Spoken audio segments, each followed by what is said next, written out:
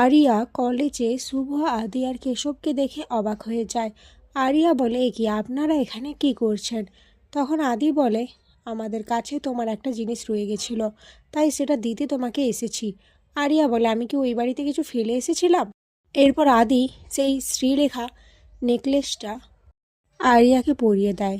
কেশব বলে, সত্যি, ভগবান যা করেন মঙ্গলের জন্যই করেন। দেখেছ তো, বাবা তোমার জন্য হারটা নিয়ে এসেছিল, আর দেখো তোমার গলাতেই কিন্তু হারটা প্রথমে উঠেছিল। শুভ বলে, হ্যাঁ, আর আমি জোর করে সেটা কেড়ে নিয়েছিলাম। আমাকে ক্ষমা করে দিও আরিয়া, আমি তখন জানতাম না যে তুমিই আমাদের স্ত্রী। আদি হারটা আরিয়াকে পরিয়ে দেয়, কিন্তু আরিয়া সেটা ছিঁড়ে ফেলে ছুঁড়ে ফেলে দেয়। শুভ আরিয়া বলে চিৎকার করে ওঠে। শুভ গিয়ে হারটা তুলে আর বলে, আমি তোমার সাথে আর কোনো কথা বলতে চাই না আরিয়া। এবার থেকে তুমি আমাদের সমস্ত সময়ে সামনাসামনি দেখতে পাবে।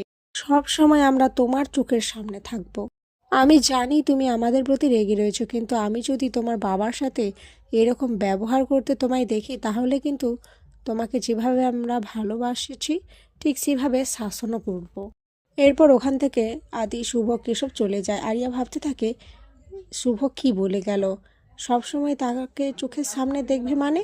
ও তো রায়বাড়িতে থাকে না, ও তো আলাদা জায়গায় থাকে। তাহলে এই সমস্ত চিন্তা আরিয়া মাথা থেকে ঝেড়ে ফেলে। তারপর সৌম্যকে নিয়ে ভাবে। সৌম্য যেখানে যেখানে যায়, আরিয়াও সেখানে সেখানে যায়। এতে সৌম্য বিরক্ত হয়ে যায়। এরপর সাঁঝকে যখন লাইব্রেরিতে সৌম্য পড়ায়, তখন আরিয়া বারবার ফোন করতে থাকে, কিন্তু সৌম্য ফোন রিসিভ করে না। এটা দেখে আরিয়ার খুব রাগ হয়।